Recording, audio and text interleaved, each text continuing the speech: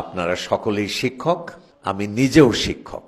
তো মঞ্চে উপবিষ্ট সবাইকে শুভেচ্ছা জানাচ্ছি এবং সেই সঙ্গে আপনারা যারা অনেক কষ্ট করে এখানে এসেছেন, যেসব প্রধান শিক্ষক এবং শিক্ষয়িত্রী কিংবা যেসব শিক্ষক মণ্ডলী এসেছেন, তাদের সবাইকে শুভেচ্ছা রইল, খুবই আন্তরিক শুভেচ্ছা।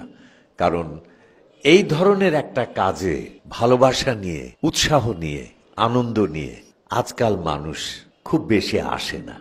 আজকাল আমাদের দেশে দেখবেন ভালো মানুষেরা বিচ্ছিন্ন, ভালো মানুষদের মধ্যে যোগাযোগ নেই, তারা একা, তারা আলাদা ঘরে একা একা শুয়ে কাঁদেন, পরস্পরকে খুঁজে পান না।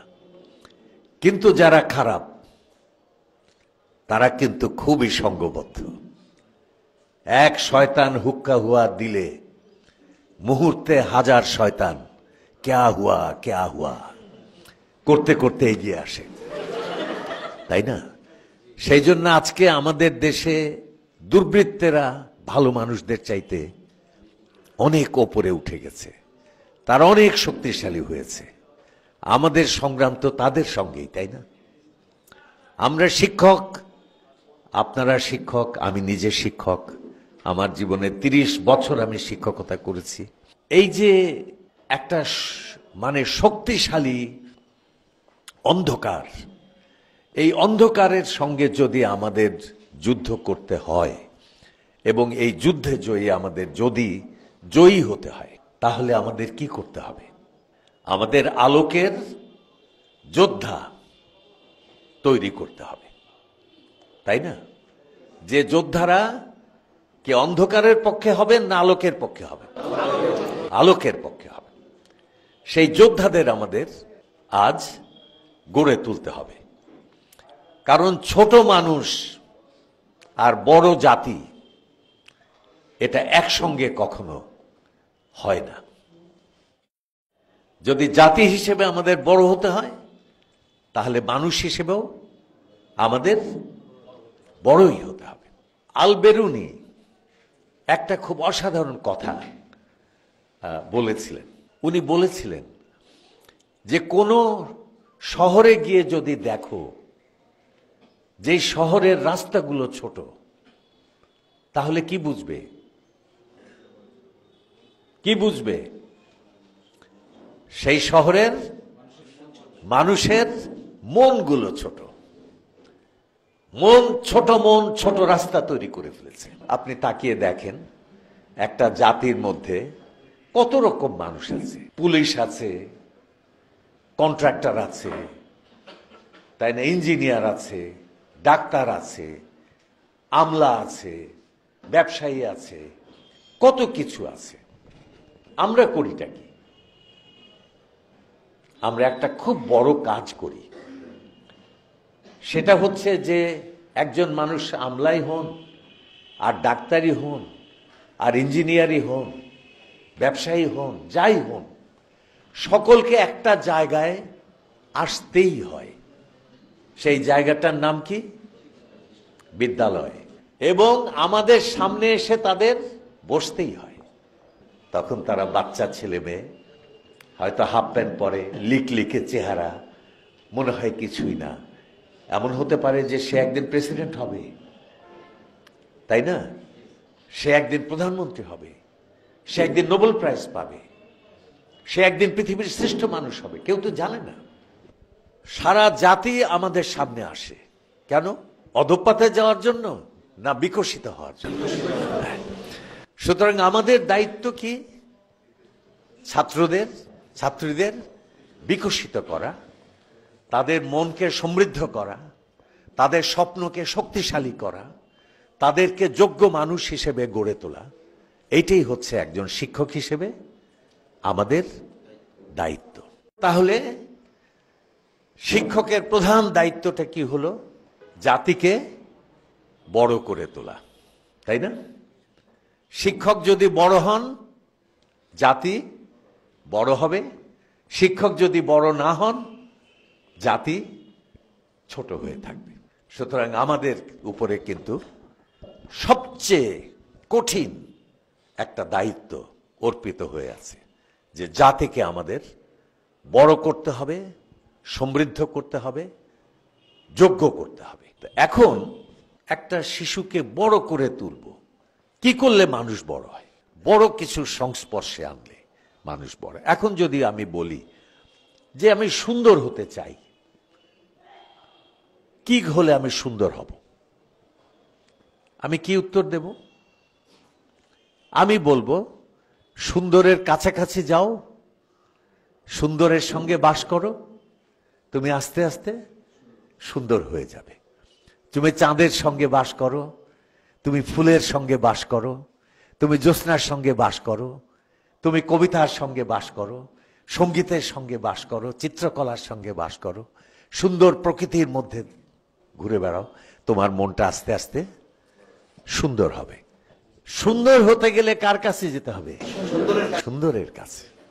সুন্দর গল্প বলি আপনাকে। মহাকবি গেটে, জার্মানির বিখ্যাত, পৃথিবী বিখ্যাত।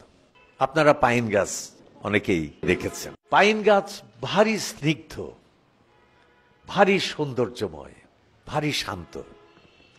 তো উনি বলছেন এক জায়গাতে যে একজন মানুষ একটা পাইন গাছের নিচ দিয়ে যখন হেঁটে যায়, তখন যাওয়ার আগের মুহূর্তে সে যা ছিল, ওই হেঁটে যাওয়ার পরে কি সে একই মানুষটা থাকে, নাকি কিছুটা বদল হয়?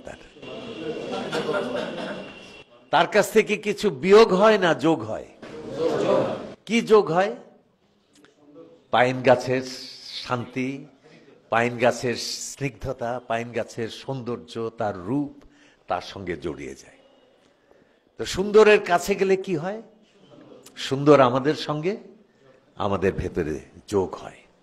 তো তেমনি আমরা বড় যদি হতে চাই, তাহলে কার কাছে যাব? বড়র কাছে যাব। তো ধরেন আমরা এই মুহূর্তে এই ঘরের মধ্যে আছি। ঘরটা বেশ বড়, সুন্দর, সামনে খোলা, বেশ ভালো। কিন্তু ধরেন কোনো এক আশ্চর্য জাদু বলে এই মুহূর্তে আমাদের সবাইকে কেউ যদি তুলে নিয়ে কক্সবাজারের সমুদ্র সৈকতে এই মুহূর্তে দাঁড় করিয়ে দেয়, আমরা এই মুহূর্তে এখন যে মানুষগুলো আছি, আমরা কি তা থাকবো? না আমাদের কোনো পরিবর্তন হবে? হ্যাঁ, ওই যে দেখেন বুড়ো হয়ে গেছেন, তাও বলছেন দৌড়াদৌড়ি করব। কেমন? আমরা কি ছোট হব না আরো বড় হব? বড় হব। কেন হব? ওখানে কিসের সংস্পর্শে আমরা গিয়ে দাঁড়িয়েছি? একটা বিশালের সংস্পর্শে। সামনে অন্তহীন নীল নোনা সমুদ্র, তার উত্তাল বাতাস, কেউ আদি অন্ত উন্মোচিত জায়গা, সব কিছু আমার মধ্যে চলে আসছে। কেমন? সে বিশাল সমুদ্র আমার মধ্যে চলে আসছে। সুতরাং আমি কি তখন আর আব্দুল্লাহ আবু সাইদ আছি? বে অফ বেঙ্গল না, শুধু রয়্যাল বেঙ্গল টাইগার হয়ে গেছে, তাই না? দেখেন, বড়র কাছে গেলে আমরা বড় হয়ে যাই। এইটা হচ্ছে নিয়ম। আমি একদিন দার্জিলিংয়ে হাঁটছিলাম। তো দার্জিলিং থেকে কাঞ্চনজঙ্ঘা পর্বতমালা দেখা যায়, কিন্তু সে ভাগ্য ভালো থাকলেই দেখা যায়। কারণ এত কুয়াশা, এত মেঘ যে কিছুতেই কাঞ্চনজঙ্ঘা দেখা যায় না। আর দেখা যায় শুধুমাত্র একেবারে দার্জিলিং শহরের উপরের যে জায়গাটা, টপ মল বলে, সেই মল এলাকা থেকে দেখা যায়। তো আমি একদিন হাঁটছি, অনেক দিন হেঁটেছি, দেখি নাই, দেখতে পাইনি। একদিন উদাসীনভাবে হাঁটছি, দেখব কল্পনাও করি নাই। হঠাৎ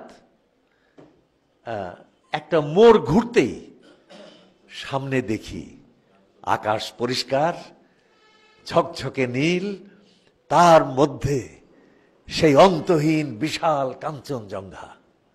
ওরে বাপ রে বাপ, কি যে রাজকীয় সৌন্দর্য, কি অনির্বচনীয়, কি অভ্রভেদী, কি অন্তহীন। এক মুহূর্তে মনে হলো আমি আর নেই, আমি কাঞ্চনজঙ্ঘা হয়ে গেছি। আমি বোঝাতে পারলাম? সেই সৌন্দর্য, সেই অনির্বচনীয়তা, বিশালতার সঙ্গে কাছে গিয়ে আমাকে হারিয়ে ফেলেছি। আমি কাঞ্চনজঙ্ঘা হয়ে গেছি। বড়র সামনে গেলে আমরা বড় হয়ে যাই, সুন্দরের সামনে গেলে সুন্দর হয়ে যাই। তো সুতরাং যদি আমাদের সন্তানদের, আমাদের ছেলে মেয়েদের, যারা সারা জাতি আমাদের সামনে এসে কৈশোর বয়সে বসে আছে, তাদেরকে যদি আমরা বড় করতে চাই, তাহলে কি করব? তাদের কোথায় নেব? কার কাছে নেব? ছোটর কাছে না বড়র কাছে? বড়র কাছে নেব। এখন পৃথিবীতে বড় কি বলেন? জ্ঞানের চাইতেও বড় জিনিস আছে, জ্ঞানের চাইতেও বড় জিনিস আছে। কি সেটা? সেটা হলো মানুষের হৃদয়, যেখান থেকে জ্ঞানের জন্ম। জ্ঞানের উৎস কোথায়? মানুষের মন, আত্মা। মিথ্যা শুনিনি ভাই, এই হৃদয়ের চেয়ে বড় কোনো মন্দির কাবা নাই। এই হৃদয়ের চাইতে বড় পৃথিবীতে আর কিছু নাই। এই কবিতাটা যেখান থেকে এসেছে, কবিতাটা লিখেছিলেন জালালউদ্দিন রুমি। কোন দেশের কবি? ইরানের, পারস্যের কবি। হ্যাঁ, উনি লিখেছিলেন খুবই বিপ্লবাত্মক কথা, যে মানুষের হৃদয় কাবার চেয়ে পবিত্র। হঠাৎ শুনলে মনে হবে কি কথা? কাবা পৃথিবীর সবচেয়ে পবিত্রতম স্থান। সমস্ত পৃথিবীর সমস্ত মুসলমান সেই কাবাতে সেই পবিত্রতাকে স্পর্শ করার জন্য যায়। সেই কাবার চাইতে আমার হৃদয় বড়, এ কেমন কথা? জালালউদ্দিন রুমি বলছেন যে না, এইটাই সত্য। কেন সত্য? তার কারণ কাবা বানিয়েছেন কে? ইব্রাহিম খলিল। আর মানুষের হৃদয় তৈরি করেছেন কে? সৃষ্টিকর্তা স্বয়ং নিজে। সুতরাং কোনটা বড়? আচ্ছা, তো হৃদয়ের চাইতে বড় এই পৃথিবীতে আর কিছু নেই। আমরা সবাই আশরাফুল মাখলুকাত, আমরা বিশ্বের বিস্ময়, আমরা শ্রেষ্ঠ সৃষ্টি, কিন্তু তার মধ্যেও শ্রেণীবিন্যাস আছে, উচ্চ নিচ আছে। আমরা সবাই লিখি, সবার লেখা কি থাকে পৃথিবীতে? কাদের লেখা থাকে? যাদের হৃদয়ে ঐশ্বর্য, সৌন্দর্য, দীপ্তি, মেধা, আলো বিপুল, অন্তহীন, শুধু তাদের লেখাই পৃথিবীতে বেঁচে থাকে। আর বাকি সব করে রব। বড় মানুষদের লেখা থাকে। এখন বড় মানুষরা কি বেঁচে থাকেন সব? রবীন্দ্রনাথ জন্মেছিলেন কোন সালে? 1861 সালে। মারা গেছিলেন 1941 সালে। কেউ কি বাঁচতে পেরেছে পৃথিবীতে? কিন্তু রয়ে যাবে কি? তাদের স্মৃতি। কিসের মাধ্যমে? প্রধানত 90% বইয়ের মাধ্যমে। সুতরাং পৃথিবীর সবচেয়ে মূল্যবান জিনিস হচ্ছে, মহৎ জিনিস হচ্ছে মানুষের হৃদয়, তারপরেই বই। কারণ বইয়ের মধ্যে পৃথিবীর শ্রেষ্ঠ মানুষদের আত্মার আলো দাউ দাউ করে জ্বলছে। ওকে নেভানোর ক্ষমতা কারো নাই। ধরেন রবীন্দ্রনাথের একটা বই, তার মনের মধ্যে যত সৌন্দর্য, যত দীপ্তি, যত বিভা, যত মহৎ কল্পনা, স্বপ্ন, যা কিছু ছিল সব তো তার বইয়ের মধ্যে। আমি যদি তার বই পড়ি তাহলে কি হবে? রবীন্দ্রনাথ সোজা আমার মধ্যে চলে আসবে। তাতে কি আমি কমবো না বাড়বো? এইভাবে আমি যদি শেখ সাদি পড়ি, আমি যদি প্লেটো পড়ি, আমি যদি অ্যারিস্টটল পড়ি, তাই না, ম্যাক্সিম গোর্কি পড়ি, পৃথিবীর কালিদাস পড়ি, তাই না, শেক্সপিয়ার পড়ি, গেটে পড়ি, সবাইকে যদি পড়তেই থাকি, পৃথিবীর শ্রেষ্ঠ আনন্দময় আলোময় জগৎটা যদি আমার মধ্যে আসতেই থাকে, তখন কি আমি এরকম থাকবো? আমার মধ্যে একটা আলো চলে আসবে। আমাকে সবাই বলে যে তোমাদের আলোকিত মানুষ চাই, মানে কি বাল্ব টাল্ব আছে নাকি ভিতরে? আমি বলি যে আছে। হ্যাঁ, তুমি ওই মহাবিশ্বগুলোর থেকে সব আগুন নিতে থাকো, দেখবে যে তুমি একদিন ধক ধক করে জ্বলছো। আমি একটা গল্প দিয়ে এটা বোঝাই। শেখ সাদী একটা কবিতার মধ্যে লিখছেন, 4 লাইনের কবিতা। আমি একটা মাটির ঢেলা কুড়িয়ে পেলাম, নাকের কাছে নিয়েছি, দেখি যে সেই মাটির ঢেলায় মিষ্টি অপরূপ গন্ধ। আমি একটু অবাক হলাম, মাটির গন্ধ তো সোদা সোদা, মাটির বিস্বাদ, এটা তো বিবমিশা জায়গায়, এই মাটি ঢেলা এত মিষ্টি গন্ধ এলো কোত্থেকে? তখন কবি মাটির ঢেলাকে জিজ্ঞেস করলেন যে মাটির ঢেলা, তোর গন্ধ তো সুন্দর নয় রে, কিন্তু তোর গায়ে এত সুন্দর গন্ধ এলো কোত্থেকে? তো মাটির ঢেলা বলল, এটা খুব অসাধারণ কথা, যে ঠিকই বলেছ কবি, আমার গায়ের গন্ধ এত সুন্দর নয়, কিন্তু আমি যেখানে ছিলাম তার উপরে ছিল একটা বর্ষাই গোলাপের গাছ। কেমন আশ্চর্য সুগন্ধে চারিদিক একেবারে মত্ত করে রাখতো সে গোলাপ। কেমন তাজা অবস্থায় গোলাপগুলো আমার উপরে পড়তো না। পড়তো কখন? যখন ঝরে যেত, অর্থাৎ গন্ধ অনেক কমে যেত, কিন্তু তবু আমার গায়ের উপরে সেই আধা গন্ধ পড়তে পড়তে পড়তে পড়তে পড়তে পড়তে এমন হলো যে সেই আমি বিপ্লব স্পন্দিত বক্ষে মনে হয় আমি লেনিন। আমারও তেমনি মনে হতে লাগলো আমি গোলাপ। আমার সারা শরীরে গোলাপের গন্ধ জড়িয়ে গেল। এই যে বই, যা কিনা শ্রেষ্ঠ মানুষদের এক একটা বই তো এক একটা গোলাপের মতো, তাই না? গন্ধে আলোতে ভরা। কোথা থেকে গন্ধটা আসলো? শ্রেষ্ঠ মানুষদের হৃদয়ের সৌন্দর্য আলো বিভা থেকে সেই গন্ধ আসলো। সেই বই যদি আমি পড়তে থাকি পড়তে থাকি পড়তে থাকি, আরো পড়তে থাকি আরো পড়তে থাকি, কি হবে? আমি কি আমি থাকবো না আমার চাইতে আলোময় সৌন্দর্যময় মহান মহত্তর কিছু একটা মানুষে পরিণত, তাই না? তা আমরা যদি আমাদের ছেলে মেয়েদেরকে বড় করতে চাই, আসল জায়গায় এসে গেছি আমি, তাহলে কি করতে হবে? পৃথিবীর শ্রেষ্ঠ শ্রেষ্ঠ যা তার সংস্পর্শে আনতে হবে। এবং শ্রেষ্ঠ মানে কি? বই। কোরআন কিসে নাজিল হয়েছে? আরবি ভাষায়। কি হিসেবে? বই হিসেবে। বাইবেল কিসে? বই। প্লেটো কি? বই। পৃথিবীর শ্রেষ্ঠ যা কিছুর দিকে আপনি তাকান, আইনস্টাইন কি?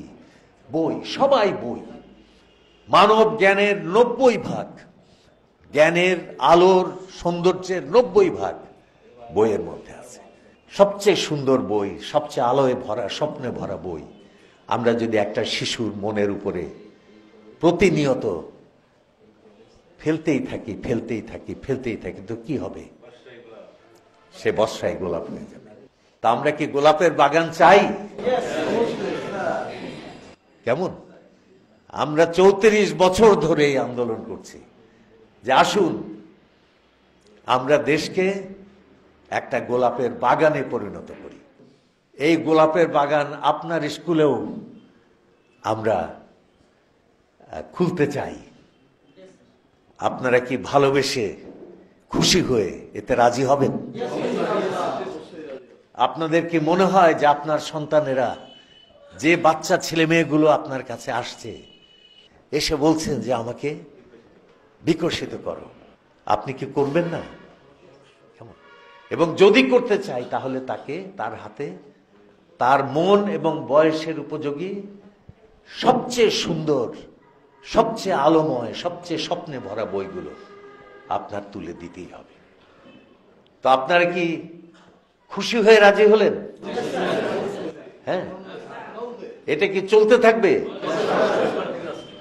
আসেন তাহলে পরে আমরা এটা করি, তাহলে এই দেশ এই অবস্থায় থাকতে পারবে না। আপনাদের স্কুলগুলোতে ছেলে মেয়েদেরকে আমরা প্রতি বছর বই পড়তে দেব। এই বই হবে তাদের মন এবং বয়সের উপযোগী সবচেয়ে সুন্দর বই। এগুলো এই যুগে মহৎ মানুষদের জীবনী দেওয়া খুবই জরুরি। ইংরেজি সাহিত্য, ফরাসি সাহিত্য, আমেরিকান সাহিত্য, রুশ সাহিত্য, সব সাহিত্য থেকে সেরা সেরা বইগুলো এদের পড়তে দিয়েছি, যে বইগুলো পড়লে এদের মন সুন্দর হবে, এদের হৃদয়টা ভালোবাসায় ভরে উঠবে, এরা অন্যের দুঃখে চোখের পানি এরা ফেলতে পারবে, অর্থাৎ একটা সুন্দর শিশু হিসেবে ওরা বড় হবে। আর শৈশবকে যদি সুন্দর করে দেওয়া যায় তাহলে সারা জীবনকেই সুন্দর করে দেওয়া হলো। আর বাচ্চারা এমনিতেই পড়তে ভালোবাসে, এমনিতেই কল্পনা করতে, স্বপ্ন দেখতে পছন্দ করে। তার উপরে যদি পুরস্কার থাকে, হ্যাঁ, বই পড়লে আবার কিছু বই পুরস্কার, তাহলে তো কথাই নেই। বাচ্চারা পুরস্কারকে খুব ভালোবাসে, সেই জন্য আমরা অনেক পুরস্কার দেই। আপনারা দেখবেন আমরা দেব। যে আমি ছাত্র জীবনে কিছুতেই আর প্রাইজ পাই না স্কুলে। আবৃত্তিতে নাম দিলাম, ইংরেজি আবৃত্তি, ferry me across the river, do the boatman do, খুব আবেগ টাবেগ দিয়ে প্র্যাকটিস করে গেছি, সুন্দর আবৃত্তি করছি, বিচারকদের চেহারা বেশ সপ্রশংস, বাহ বেশ ভালো করছে তো, ভালো করছে তো, প্রাইজ পেয়ে যাই। হঠাৎ মঞ্চের পাশে যে উইংস আছে না, ওর পাশ থেকে কে একজন বলে উঠল, তাড়াতাড়ি। কে কাকে তাড়াতাড়ি বলল আল্লাহই জানে। হয়তো একজনকে এক গ্লাস পানি আনতে পাঠিয়েছিল, সে আসতে দেরি করছে, ও ডাক দিয়েছে তাড়াতাড়ি, হ্যাঁ, অথবা বলেছে যে এই দড়িটা কর, মানে টান, সে আস্তে আস্তে টানছে, বলে তাড়াতাড়ি। আমি ভাবলাম আমাকে বলছে তাড়াতাড়ি, যে এত আস্তে আবৃত্তি করিস কেন রে গাধা, ওই দিয়ে তো প্রাইজ পাবি না, তাড়াতাড়ি। আর চাই কি, আমিও ছুটিয়ে দিলাম পাগলা গোড়া। হ্যাঁ, বিচারকের অবাক, ছেলেটা তো ভালোই বলছিল, হঠাৎ এরকম ইঁদুরের মতো দৌড় দিল কেন, কেমন প্রাইজ পাই না। শেষে কিসে প্রাইজ পাওয়া যায়, কিসে পাওয়া যায়? স্পোর্টসে নাম দিলে প্রাইজের কোনো সম্ভাবনা নাই। তার কারণ আমার যা ওজন, আমি তখন মোটা ছিলাম ভীষণ, হাই জাম্প যে দেব, ওঠার চাইতে নামার দিকেই আমার আগ্রহ বেশি। পোল ভল্ট দিতে গেলে হয়তো বাঁশি ভেঙে যাবে, কিসে নাম দেই? দৌড়াতে গেলে এই ওজন নিয়ে তো দৌড় সম্ভব না, প্র্যাকটিস করতে হয়। শেষে খুঁজে খুঁজে, এখন আর সেটা নাই, কিন্তু আমাদের সময় ছিল পিছন দিকে দৌড়। আমি বল এই পাওয়া গেছে, কারণ এইটা কেউ প্র্যাকটিস করে না, পিছনে গেলে দৌড়। তো নাম দিলাম এবং সত্যি সত্যি একটি প্রাইজ পেলাম, থার্ড প্রাইজ। হ্যাঁ, তো এখন সেকালের দেশ গরিব, দেশের বড় লোকেরাও গরিব, স্কুল গরিব, স্কুলের স্পোর্টস গরিব, স্পোর্টসের প্রাইজও গরিব। আমার থার্ড প্রাইজ হলো একটা প্লাস্টিকের চায়ের চামচ। কিন্তু ওই চামচ দিয়ে আমি সবাইকে পাগল করে তুললাম। আব্বার কাছে আসতো, আব্বার বন্ধুরা ড্রয়িং রুমে বসে গল্প হচ্ছে, চেয়ারে বসে আমি ঘরের এক কোণে দাঁড়িয়ে সেই চামচ এরকম এরকম করে নাড়ি, এই আশায় যে কেউ নাকি জিজ্ঞেস করে, খোকা তুমি চামচ নাড়ো কেন? তখন বলা যাবে যে হা হা, এ যে সে পুরস্কার নয় গো, এ হচ্ছে গিয়ে থার্ড প্রাইজ। সুতরাং পুরস্কার একটা, ওই বয়সে পুরস্কার মানুষের জীবনকে যেভাবে জাগিয়ে দেয়, এইটা কিন্তু বিরল। কেমন? সেই জন্য আমরা অনেক পুরস্কার দেই, আপনারা দেখবেন, আমরা দেব। এই দেশ আজকে বড় দুঃখী, বড় অন্ধকারের মধ্যে পড়েছে। হতাশ হয়ে তো লাভ নাই, তাই না? এই বিশ্ব চরাচরের এই যে সভ্যতা, এর এক কণা কি হতাশা দিয়ে তৈরি হয়েছে? কি দিয়ে তৈরি হয়েছে? আশা এবং কাজ। আসেন আমরা কাজ করি, তাই না? আমরা বাগান করি, আমাদের চারপাশে অজস্র বর্ষায় গোলাপ ফুটে উঠুক। ধন্যবাদ।